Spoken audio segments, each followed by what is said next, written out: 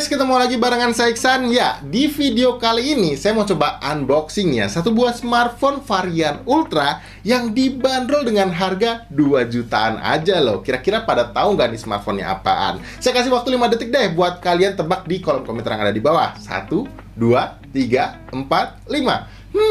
Kayaknya masih banyak yang salah tuh. Oke, langsung aja ya saya spill smartphone-nya apa. Ini dia adalah itel S25 Ultra varian storage terbaru yaitu 8/512 GB. So, buat kalian yang kepo sama desain smartphone-nya kayak apa dan spesifikasi yang dibawa apa aja, gimana kalau kita unboxing dulu? Tapi seperti biasa, kita pindah yuk ke lensa kamera yang di atas biar lebih detail lagi. Oke, jadi ini dia guys buat tampilan packaging box dari itel S25 Ultra-nya. Nah, sebelumnya disclaimer dulu ya. Sebetulnya itel S25 Ultra ini tuh udah di launching atau dirilis di Indonesia itu sekitar 3 atau 4 bulan yang lalu ya. Cuman pada saat itu varian yang tersedia hanya di 8/256 GB-nya aja. Gak tahu ya apakah ada varian yang lebih rendahnya. Tapi yang bakal kita unboxing kali ini adalah varian storage tertingginya guys, yaitu di 512 GB. Seperti yang kalian bisa lihat di sini ya. Cuman untuk yang 16 GB-nya ini kalian abaikan aja karena untuk RAM yang realnya itu yang hardware-nya hanya sebesar 8 GB aja. Plus 8 GB-nya ini apa? Ya seperti biasa ini adalah fitur ekspansi RAM virtualnya. Tapi di sini kalian bisa lihat dengan jelas ya kalau untuk storage-nya ini tertulis 512 GB. Nah, karena kita juga kebetulan belum bahas, jadi kita dapat kesempatan nih buat langsung nyobain untuk varian tertingginya. Kalau dilihat dari packaging box-nya, ya ini kayaknya ada yang sedikit beda ya, nggak ada siluet dari display unitnya di bagian depannya. Dan di sini langsung ada label untuk update softwarenya guys. Jadi buat kalian yang mungkin mau pakai HP ini nantinya dalam waktu yang lumayan lama, ini kalian bisa dapetin jaminan update softwarenya selama 2 tahun. Ini Major OS ya, jadi harusnya kalau nanti start waktu kita hidupin smartphone-nya di Android 14, kalian bisa dapetin jaminan update software sampai di Android 16-nya. Oke, kemudian di sini ketulis 3D Curve Super Bright AMOLED display, jadi layarnya juga udah AMOLED, ini keren banget. Dan ini yang paling menarik, untuk proteksinya ini udah dipakein Corning Gorilla Glass 7i guys, sebuah proteksi layar yang di video unboxing kita kemarin guys itu dipakai di smartphone 4 jutaan, tapi ini cuma 2 jutaan aja. Dan kalau dilihat di bawahnya ya ini ada logo Gorilla Glass-nya itu sendiri ya, kemudian ada sertifikasi IP64 yang tentu aja ini bikin smartphone-nya lebih tahan dari debu dan juga cipratan air. Lalu ada fitur NFC-nya juga. Di bagian kiri ketulis S25 Ultra ya. Di sini ada Smart Link Plus, biasanya ini kayak menjamin untuk sinyal kalian agar tetap optimal ya. Dan di bawahnya sini ada label juga guys, satu stiker yang bunyinya ini 100 day screen protect service ya. Jadi ya bisa dibilang mungkin ya mereka kasih jaminan ke kalian untuk proteksi layarnya ya. Ini 100 hari berarti 3 bulan. Cuman untuk teknis penggantian unitnya gimana kalau misalkan kalian nanti ada kendala ya, itu saya belum tahu seperti apa. Tapi ya ini nice banget sih, mereka udah langsung kasih penjelasannya di sini. Dan di bagian bawahnya tentu aja seperti biasa ini untuk garansinya ya selama setahun atau 12 bulan. Dan di bagian kirinya ini polos saja ya. Cuman di bagian atas ini ada tulis free protection cover ya, jadi di dalamnya juga ada jelly case-nya ya, harusnya seperti itu. Lalu di bagian bawahnya ya S25 Ultra aja seperti ini agak rancu sih karena logo itel nggak ada ya.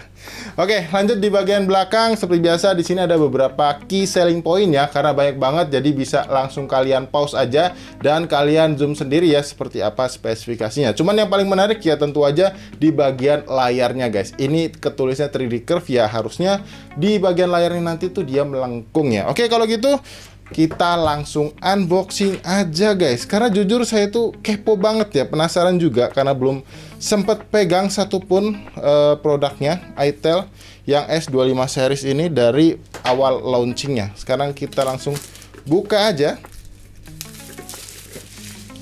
ya, langsung kita unboxing guys.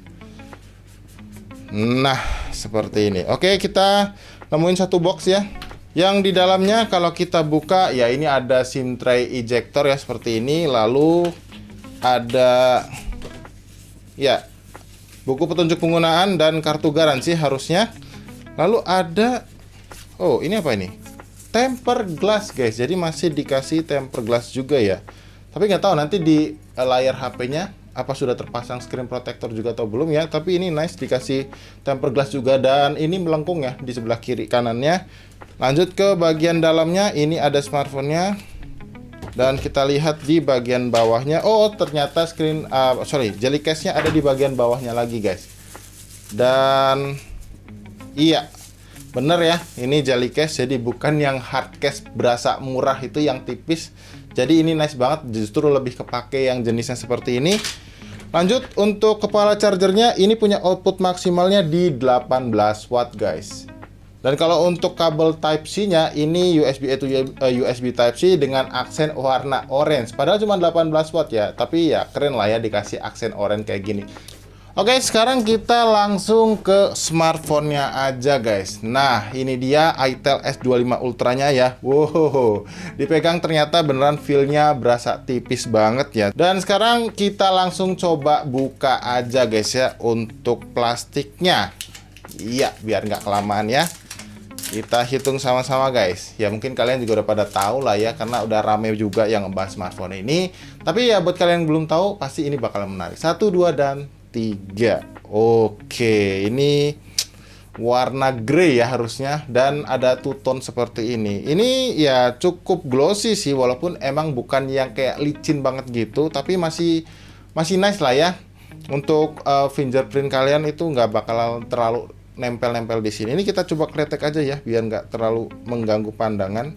Iya, oke seperti itu. Nah ini nih, tolong ya pihak Itel, stiker barcode-nya bisa lebih diperhatikan lagi, karena masih meninggalkan residu seperti ini tuh. Sayang banget, karena kadang susah gitu buat dihilanginnya ya.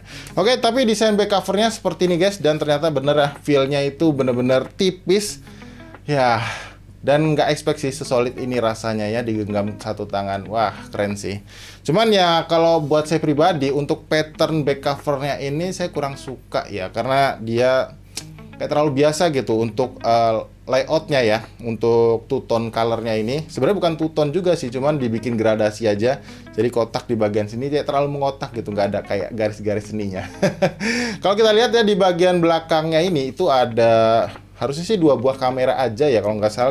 Resolusi kamera utama 50 megapiksel, dan salah satunya lagi itu lensa kamera makro sebesar 2 megapiksel. Untuk di bagian sini seperti ring gitu, ini ada lampunya ya kalau nggak salah, ini LED notifikasi seperti itu, dan ini untuk lampu flash, LED flashnya. Dan yang ini nggak tahu nih apakah ini IR blaster atau hal lain. Coba buat kalian yang mungkin udah pegang atau nyobain smartphone-nya, boleh banget komen di kolom komentar yang ada di bawah. Untuk di bagian frame-nya, ini kalau kita lihat di bagian atasnya ya, polos saja, nggak ada apa-apa. Lalu di bagian kanannya ini ada tombol volume dan tombol power, dan feel-nya tentu aja ini bukan perangkap sebagai sensor sidik jari, yang artinya harusnya ada di dalam layar. Lalu di bagian bawahnya, kalau kita lihat ini ada lubang mic, dan ada slot SIM tray juga di bagian bawahnya. Lalu port charger USB Type-C, dan ada satu buah grill speaker. Sekarang kita coba intip ya. Wow, terlihat sudah ada seal karetnya juga, jadi harusnya kedap air ya.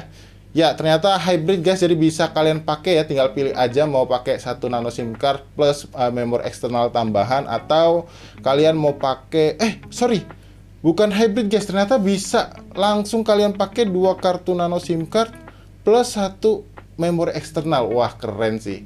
Sudah selega ini tapi masih dikasih pilihan buat kalian expand lagi memori smartphone-nya ya. Wah, keren, cakep. Jadi nggak dibatasin guys untuk memori di smartphone ini. Sedangkan di sebelah kirinya polos juga guys, nggak ada apa-apa. Dan bisa dilihat sendiri guys, ini tuh tipis banget ya. Dan kalau saya balik seperti ini, memang kalau dilihat ini berasa kayak smartphone mewah banget sih ya.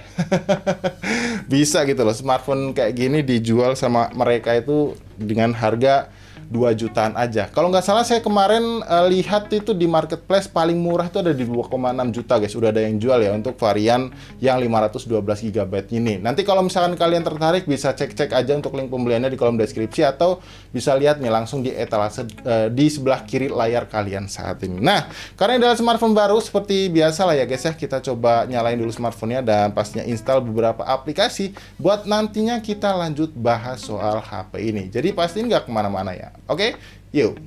Oke, jadi ini dia guys untuk tampilan layar awal dari itel S25 Ultra-nya. Jadi barusan aja ya saya selesai setting-setting dan juga install beberapa aplikasi buat nantinya kita lanjut bahas. Tapi sebelum itu, di sini saya mau tunjukin ke kalian untuk kecepatan baca dari sensor sidik jarinya. Untuk ukuran smartphone 2 jutaan ini udah gokil guys. Nah, ini ngeri banget sih. Ini itu terbilang yang cukup instan ya. Jadi nggak begitu berasa delaynya karena mungkin memang ada animasinya aja.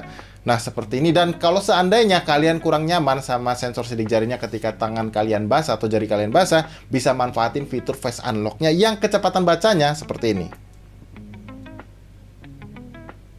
Ya, sekali lagi. Nah, ini tuh udah termasuk yang cakep ya. Bahkan ini ke distract sama tiang tripod pun dengan jarak yang lumayan jauh masih akurasinya tuh masih oke banget. Dan selanjutnya di sini saya di awal tadi udah coba screenshot ya. Untuk memori penggunaannya ya, untuk softwarenya sendiri ini terbilang yang irit guys. Jadi nggak terlalu boros ya, hanya di 17,6 GB aja dari total 512 GB yang dikasih. Lalu untuk sistem softwarenya sendiri ini itel menggunakan itel OS versi 14.5.0 dan ketika kalian sudah connection ke jaringan internet, dia langsung dapetin update softwarenya. Mungkin ini belum yang naik ke Android 15-nya ya, tapi hanya sekedar di security patch-nya aja guys. Dan ketika kalian udah login menggunakan akun Gmail kalian buka Play Store, ini ada sekitar 32 aplikasi yang mesti kalian update ya. Tapi ya nggak harus semua guys, jadi bisa kalian pilih sesuai dengan kebutuhan kalian. Tapi ya pasti ini atau make sure kalau kalian mau update, kalian pakai aja jaringan sinyal WiFi guys, biar nggak tekor bandar ya untuk kuota data kalian nantinya. Dan kalian bisa perhatikan di sini saya udah install ya aplikasi dan juga aplikasi benchmark maksud saya, dan juga melakukan pengujian ya. Di sini saya mau coba tunjukin ke kalian untuk performanya seperti apa. Nah, ternyata setelah saya coba, ini untuk skor AnTuTu benchmark yang bisa didapat itu di 349 ribuan dengan detail yang seperti ini. Dan ngomongin soal performa, ini mungkin beberapa di antara kalian masih ada yang belum tahu ya. Untuk chipsetnya, ini menggunakan chipset dari Uni SoC guys, alias Unisoc T620. Mungkin memang terdengar kurang familiar ya di beberapa orang guys, tapi ya kalau kalian pengen tahu, kalau nggak salah ini tuh ya kalau dibandingkan sekelasnya di Helio G95 ya, atau di Helio G99-nya. Dan selanjutnya untuk di pengujian benchmark di Geekbench 6-nya, dia mendapatkan skor single core di 496 dan juga multi core di 1492. Untuk sensor-sensornya sendiri ini terlihat yang terbilang lengkap ya untuk ukuran smartphone 2 jutaan, bahkan lengkap guys ya. Karena kalau dua ini tuh selalu ya di smartphone 4 jutaan bahkan sampai di 20 jutaan itu belum tentu ada dua sensor ini. Tapi paling nggak untuk sensor cahaya, sensor orientasi dan sensor magnet ini udah ada guys atau tersedia. Jadi kalau kalian mau pakai buat tracking Google Maps gitu, harusnya akurasi lokasinya itu bahkan lebih mantep ya. Untuk sensor giroskopnya sendiri saya belum tahu apakah ini virtual gyro atau hardware, nanti langsung aja saya coba buat di game PUBG Mobile-nya. Kalau untuk spesifikasi yang lainnya bisa dilihat ya guys, untuk tipe memori yang dipakai oleh itel S25 Ultra ini adalah sudah yang UFS ya, jadi bukan yang eMMC. Lalu untuk di bagian SoC ya ini terbaca ya di device info HW ini menggunakan Uni SoC T620. Lanjut di bagian layar, dia resolusinya itu Full HD guys, dan luas layarnya ini sebesar 6,78 inci. Refresh rate-nya tuh sebetulnya 120 Hz ya, cuman nggak tahu kenapa ini terbaca di aplikasi itu 60 Hz aja. Lanjut di bagian lain ya guys ya, di bagian baterai ini terbaca sebesar 5000 mAh untuk kapasitas baterainya dan support di pengisian daya sebesar 18 watt. Untuk kodeksnya atau bisa dibilang sertifikasi ya, Widefine L1-nya itu tadi dia udah support guys. Harusnya kalau kalian hobi ya untuk nonton drakor atau film di Netflix gitu, dia udah bisa dapetin resolusi maksimal di aplikasi Netflix yaitu di Full HD-nya. Nah, sekarang saya mau coba tunjukin ke kalian ya untuk settingan grafis yang didapat di aplikasi game Mobile Legends. Nah, dia bisa dapetin settingan grafis ultra dengan frame rate-nya yang super. Jadi harusnya ini bisa di 90 fps ya untuk fps-nya. Dan sementara untuk di game PUBG Mobile, dia settingan grafisnya bisa mentok di smooth ultra dan juga di SD high-nya guys. Dan kalau ngomongin soal gyroscope, ya bisa dilihat ya, ini sepertinya bukan gyro hardware ya, karena masih berasa agak delay-nya gitu guys. Tapi nggak tahu juga ya, ini apakah virtual gyro atau gyro hardware. Mungkin buat kalian yang udah coba ya, karena ini udah 3 bulan lalu yang udah dirilis, kalian bisa tulis di kolom komentar di bawah apakah ini gyro hardware atau masih virtual gyro guys ya. Dan ya, mungkin ini aja untuk gaming testnya ya. Nanti kalau kalian tertarik, saya buatin khusus aja, biar nggak kelamaan juga video unboxingnya. Berikutnya, saya mau coba kasih lihat ke kalian untuk di aplikasi kamera bawaannya. Nah, untuk menu-menunya seperti ini guys, ada AI Cam, mode video, mode slow motion ya. Dan selanjutnya di bagian sini ada mode beauty juga. Sebetulnya harusnya nggak perlu dibuatin menu khusus ya. Dan selanjutnya ada menu potret ya, mode potret, super night, dan juga ada di bagian lainnya ini ada time lapse, short video, mode pro ya. Kalau kita lihat di mode pro nya, dia apakah bisa untuk video, ternyata nggak bisa ya. Jadi mode pro hanya sebatas di kamera aja. Lalu kalau kita lihat selain mode pro ada Ultra HD, kemudian mode dokumen, panorama, super makro, dan dual video ya, seperti biasa kayak gini. Nah, ya.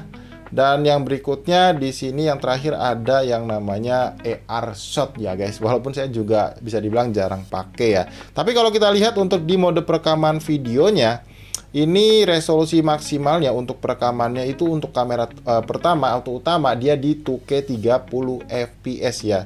Tapi kalau kita lihat 1080p-nya dia nggak ada atau nggak disediain yang 60 fps. Kalau untuk di kamera depan, kita balik ya. Ini ya dia bisa di 2K 30 fps juga. Ya menarik sih ya. Walaupun sebetulnya kadang beberapa di antara kalian itu pasti butuh yang frame rate-nya di 60 fps. Dan kalau kalian penasaran sama hasil jepretan kameranya kayak gimana ya, kalian bisa lihat beberapa sampel foto dan mungkin videonya ya, seperti berikut ini.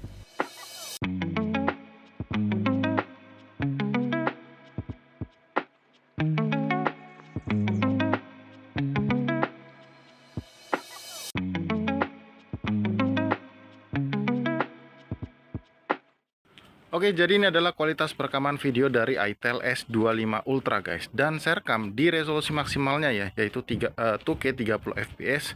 Yang kalau saya lihat ya dari preview gambar sini untuk stabilannya ya kalian nggak perlu komplain karena memang nggak ada stabilisasi tambahan ya, baik itu OIS maupun EIS. Cuman satu hal yang saya agak bingung, kenapa ini kelihatan underexpose ya. Dan untuk tone warnanya juga cenderung ke arah kemerahan gitu, ke agak magenta ya. Mungkin buat kalian yang udah coba, boleh tulis di kolom komentar ya untuk kualitas perekaman videonya apakah memang seperti ini atau memang ini bug softwarenya yang perlu diupdate.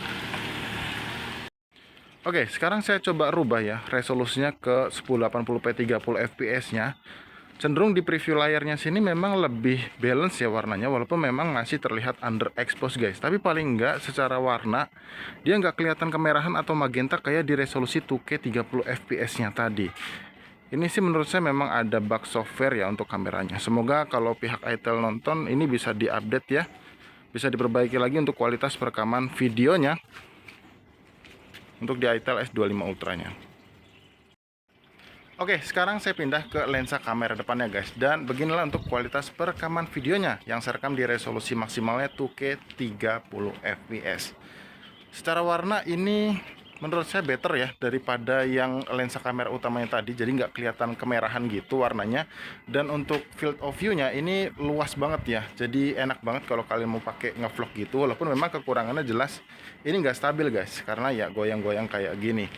Untuk dynamic range ini ya bisa dilihat ya, nggak kelihatan luas karena langitnya benar-benar blown out warna putih. Tapi paling nggak untuk exposure di wajah itu masih kelihatan cukup jelas.